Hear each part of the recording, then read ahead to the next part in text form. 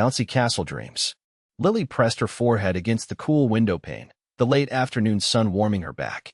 Across the street, Mrs. Henderson's prize-winning roses blazed crimson and gold, but Lily's gaze was fixed on the empty patch of lawn beside the community pool.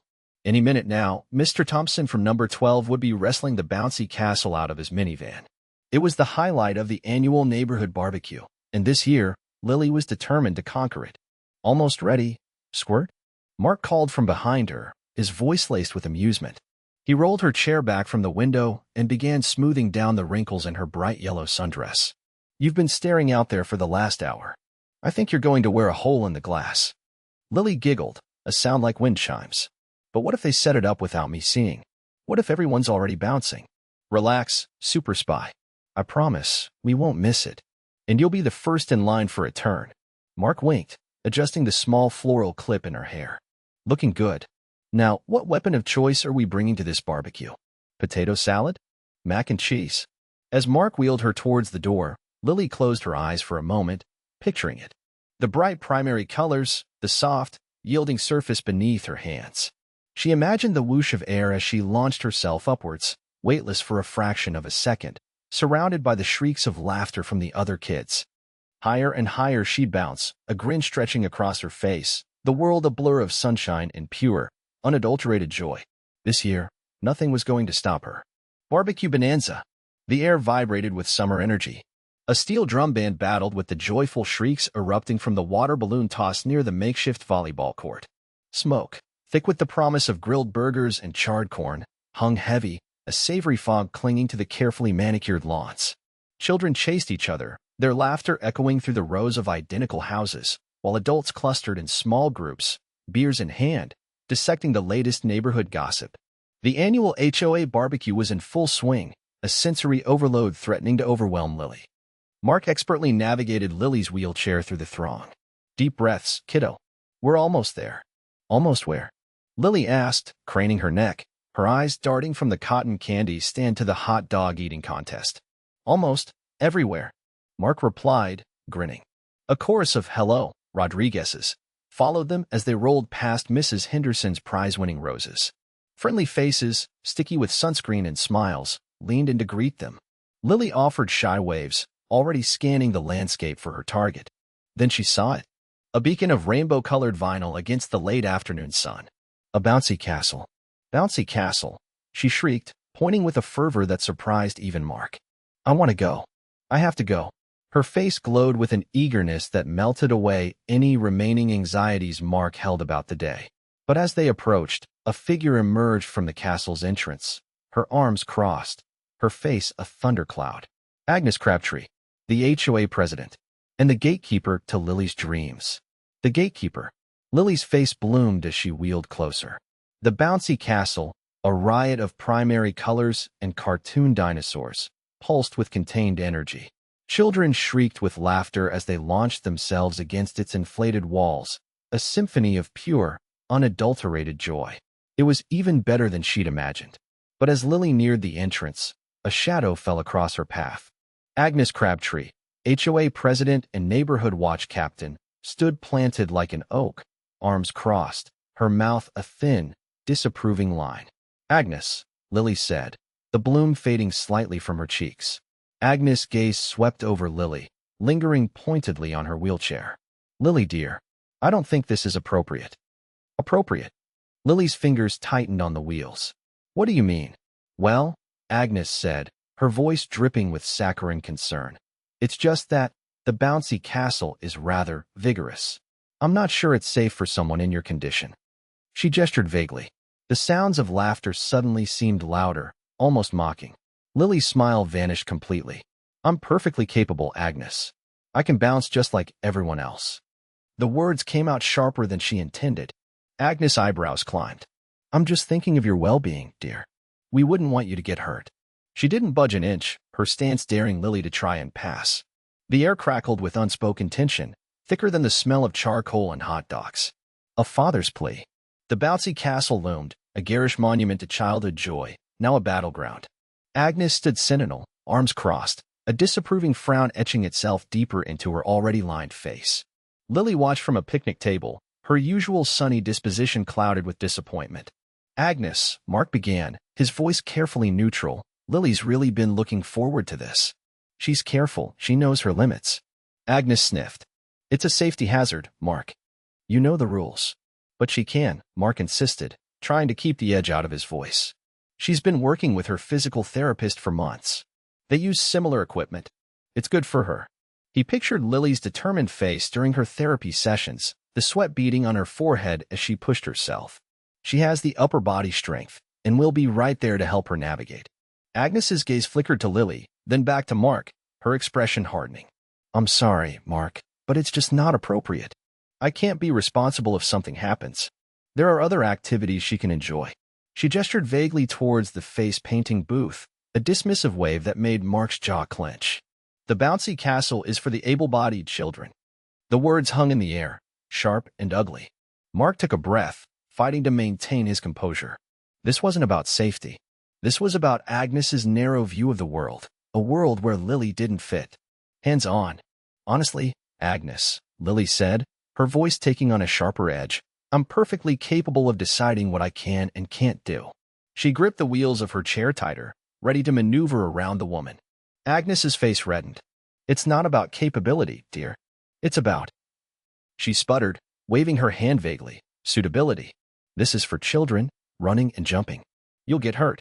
Her voice rose, attracting the attention of Mrs. Henderson, who was juggling burger patties by the grill, and Mr. Abernathy, who paused mid-lawn dart throw. Lily's jaw tightened. "I'm a child, Agnes." Before Lily could react, Agnes reached out and grabbed her arm, her fingers digging in just above the elbow. "Don't be ridiculous, Lily. I won't let you risk yourself like that." A sharp cry escaped Lily's lips. "Oh, you're hurting me." Her eyes welled with tears, a mixture of pain and humiliation burning behind them.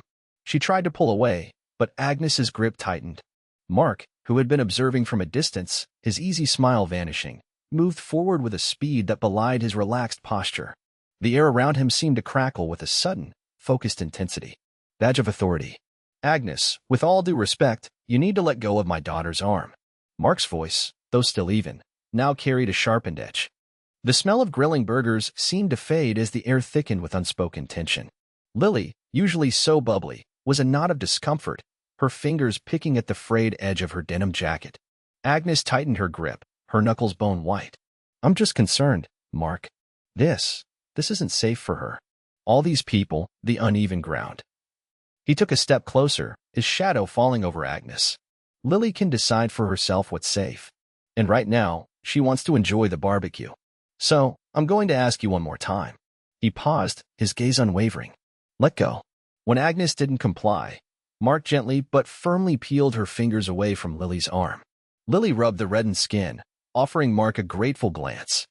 "You have no right," Agnes sputtered, her face reddening to match her floral print dress. Mark reached inside his jacket, the movement smooth and practiced. He flipped open a leather wallet, revealing a silver badge.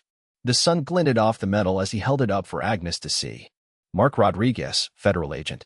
The words hung in the air, heavy and undeniable. "Now, are we going to have a problem, or are you going to let my daughter enjoy her afternoon?" "Backpedal." Agnes recoiled as if struck, her meticulously coiffed hair quivering. "Federal. What?" She stumbled backward, her face draining of color, leaving her looking like a wilted gardenia. The hand that had been so firmly planted on Lily's chair flew to her throat, fluttering like a trapped bird. "Oh, dear, I didn't realize," she stammered, her voice losing its usual sharp edge. She darted a nervous glance at Mark, then back at Lily. "I was just concerned for the children's safety. You know, with the grill and all. And the electrical outlets." A few heads had begun to turn. Whispers rippled through the small crowd that had gathered near the makeshift stage. Mrs. Henderson, notorious for her prize-winning begonias and even more prize-winning gossip, was openly gaping, her mouth a perfect O of disapproval. Mr. Peterson, usually jovial and quick with a dad joke, frowned, his gaze fixed on Agnes with an uncharacteristic severity. "I truly apologize," Agnes squeaked, her eyes wide with something that looked suspiciously like panic. "I wouldn't want to cause any trouble. I just—" She trailed off, searching for an explanation, any explanation, that wouldn't paint her as a villain in the rapidly unfolding drama. "I'll just be going now." She backed away further, bumping into a folding table laden with potato salad. The bowl wobbled precariously, threatening to spill its creamy contents onto the pristine lawn. Community support. You show them, Lily. Mrs. Henderson called from her porch, waving a dish towel. Don't let anyone tell you what you can't do. Mark smiled, pushing Lily closer to the inflatable monstrosity that dominated the miller's backyard. He felt a surge of gratitude for the outpouring of support. Mr. Johnson, usually a man of few words, lumbered over. Heard about this situation, he mumbled, gesturing vaguely. Anything I can do, you let me know. The bouncy castle, initially a symbol of exclusion, now felt different. A couple of teenagers, recognizing the impasse, had already deflated one side. We can get her in, no problem, one offered, flexing his biceps. Just need a little lift. With a combined effort, they carefully maneuvered Lily from her wheelchair and into the castle. The other children, initially hesitant, now crowded around, offering encouraging smiles. Lily, her face flushed with a mix of embarrassment and excitement, gripped the side. Mark watched, his chest tight. Then, it happened. A giggle, hesitant at first, bubbled up from Lily's throat. She tentatively bounced, then bounced again, laughter erupting, clear and unrestrained, joining the joyous shrieks of the other children. The setting sun glinted off the colorful vinyl as Lily, surrounded by her peers, bounced higher and higher, finally free. A new barbecue. Agnes's face crumpled like discarded newspaper. The air seemed to physically deflate around her as the weight of her misjudgment settled. She mumbled something about needing to check on her prize-winning petunias and, with a final, sidelong glance at Lily, turned and shuffled back towards her house. Her shoulders were slumped, her head bowed, a stark contrast to the rigid, disapproving figure she'd been just moments before. Mark watched her go, a flicker of something unreadable in his eyes. Then, he turned back to Lily, who was now engaged in a spirited game of beanbag toss with a group of children. Her laughter, bright and unrestrained, carried across the yard, a joyful counterpoint to the earlier tension. Mark smiled, a genuine, unguarded expression that softened his features. He saw not a disabled girl, but a happy child, enjoying the simple pleasure of a summer afternoon. The aroma of grilled burgers and hot dogs mingled with the sweet scent of honeysuckle. Music drifted from the speakers, a mix of classic rock and current pop hits. Children shrieked with delight as they chased bubbles across the lawn, their parents watching with amusement. The barbecue, once threatened by Agnes's interference, had transformed into a celebration of community, acceptance, and the simple joy of being together. Lily, right in the heart of it all, was a testament to the power of resilience and the beauty of genuine connection. The sun dipped lower, casting long shadows across the yard, painting the scene in hues of orange and gold as the party continued, late into the twilight.